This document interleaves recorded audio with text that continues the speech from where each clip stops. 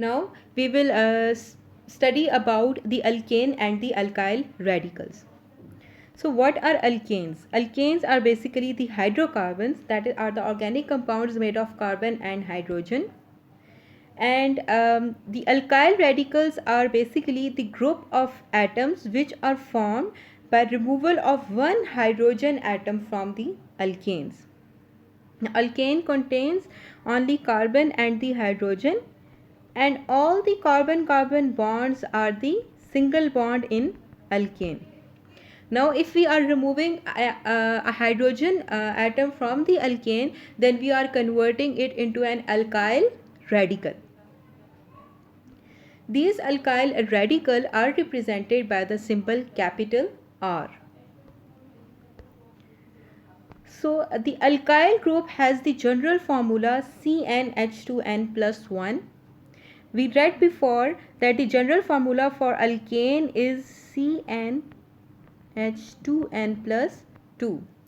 So when we removed a hydrogen atom from this alkane, then the formula became CnH2n plus 1. These alkyl groups, how they are named? They are named by dropping the suffix, that is ane, from the parent alkane and adding the suffix yl. For example, we have an organic compound, that is ethane. Now what we do, that when we remove a hydrogen atom from this organic compound, it got converted into an alkyl radical. Name for this compound is ethane. Now we will, what is the suffix? That is the ane.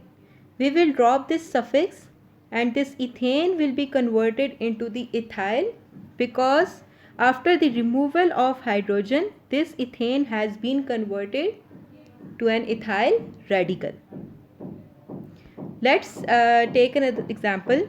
For example, we have methane. Why are we calling it as a radical? A radical is any species that is having an unpaired electron. Now you may see here. So let's suppose these are the electrons that are shared by the carbon atom, and these are the electrons that are being shared by the hydrogen atom. Now when we remove this, for example, let's suppose we are removing this hydrogen atom. Now when this hydrogen atom is removed, this hydrogen is taking its electron with itself. Now we are left with CH3, and now you have 4 electrons of hydrogen and 4 electrons of carbon and 3 electrons of hydrogen. Now this is one pair of electron, this is another pair of electron, and this is the third pair of electron. This electron is free, it is unpaired, and because of this unpaired presence of this unpaired electron, this species that is CH3 will be called as the radical, because it has an unpaired electron. Now this structure before the removal of hydrogen was called as methane. Now when the hydrogen has been removed, this suffix ane will get replaced by the suffix yl. So this methane will become methyl. Alright. Now let's convert the alkanes into the alkyl radicals. We are given two substances, methane and the ethane. We have read about that how methane is converted into the methyl radical. Now we will study that how the ethane is converted into an ethyl radical. In order to carry out this process, we have to follow certain steps. first step is that we have to write the condensed structure formula for the given compound. We know that the structure for ethane is like this. This eth means that it is containing 2 carbon atoms, and ane means that it is an alkane. Now this is the structure for ethane. So if we have to write the condensed structure formula for this compound, we will write it as CH3. Sorry. We will write it as CH3. This is the condensed structure formula for ethane. Now after writing the condensed structure formula, we will remove a hydrogen atom from the terminal carbon atom. What is a terminal carbon atom? Terminal carbon atom is a carbon atom that is present at the end of a chain. In ethane molecule, both these carbon atoms are the terminal carbon atoms because they are present at the both ends. So always remember that in order to form alkyl radicals, mainly the hydrogen from the terminal carbon is removed. However, we can also remove hydrogen from the carbon atoms present in the middle of the chain. We will discuss it in the later stages. So in the second step, what will we do? We will remove a hydrogen atom. Now when we will remove a hydrogen atom,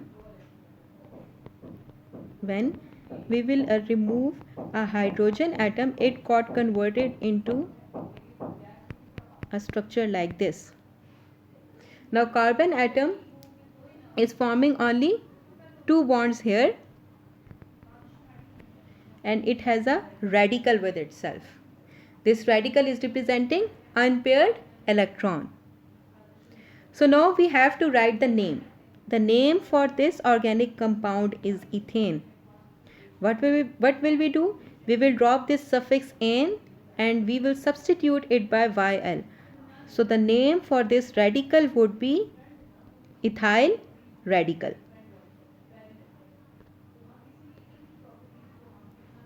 So alkanes containing more than 2 carbon atoms form more than one alkyl group. For example, we have a structure like this. This is a propane. It contains 3 carbon atoms. Now here you may see that there are 2 kinds of carbon atom. Terminal carbon atom that is present at the end, and the carbon atom that is present at the middle. Now if we remove the hydrogen atom from the terminal carbon atom, then we got the structure like this. But if we remove hydrogen atom from this carbon atom, then we get a structure like this.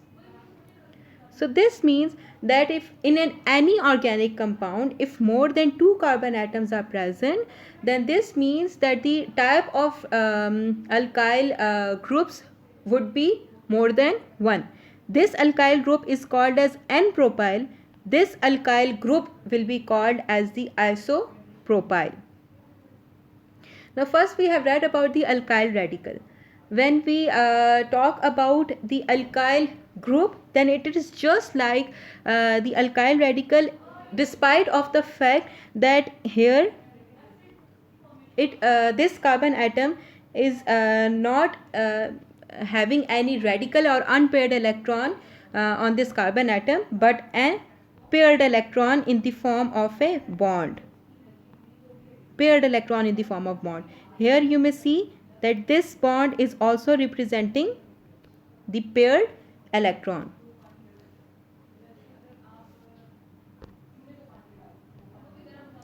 Here is a self-assessment exercise. We have to derive the alkyl radicals from the following alkanes.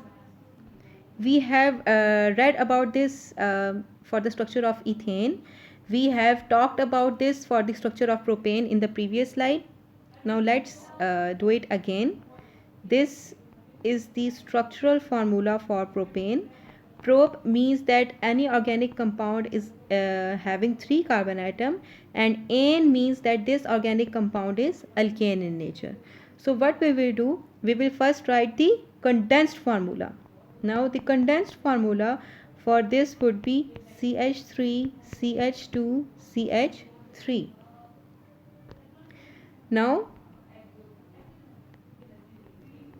we are having two types of carbon atom in this compound, terminal as well as middle.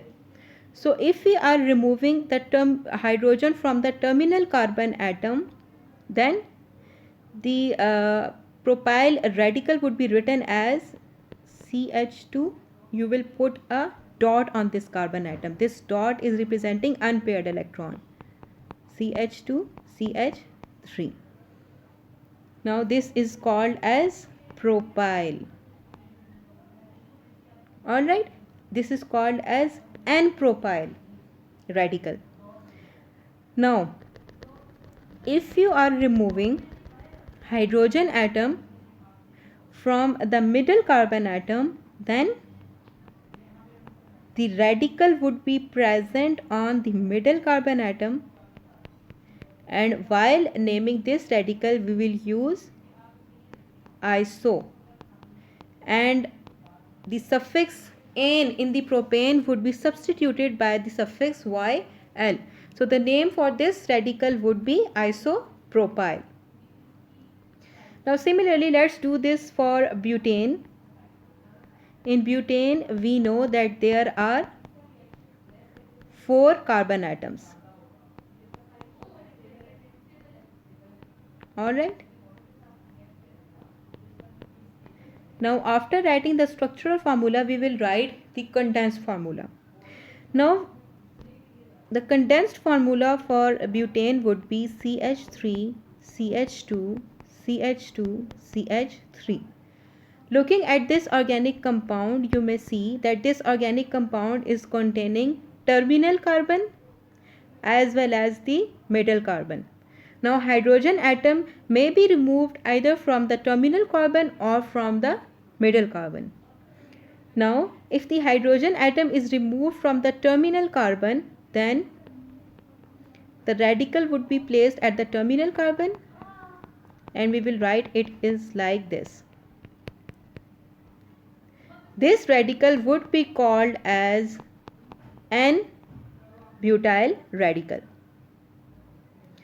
However, if the hydrogen atom is removed from any of these two middle carbon, then the radical would be placed on the second carbon, and its structure would be like this. Now it will be called as isobutyl radical. Now just see that if we have to write or derive a radical from an alkane, then we are putting a dot on that specific carbon atom from which hydrogen is removed. This structure is representing a radical. Now if we had to write an alkyl group from this butane, then for this, instead of putting a dot on this carbon atom, what we will do, we will just draw a bond on this carbon atom. Now if you are drawing a bond on this carbon atom, then this means that we are representing an alkyl group, that is the isobutyl group. However, if a radical is present on that specific carbon atom from which hydrogen is removed, then we will call that group as an alkyl radical. So this is how alkyl radical and alkyl group are distinguished from each other. How they are distinguished? That in an alkyl group, the carbon atom from which hydrogen is removed, there is drawn a bond. However, in the alkyl radicals, a carbon atom from which hydrogen atom is removed, we draw a dot on that carbon atom, that is representing the presence of an unpaired electron. So this was all for today's lecture. Thank you for being with me.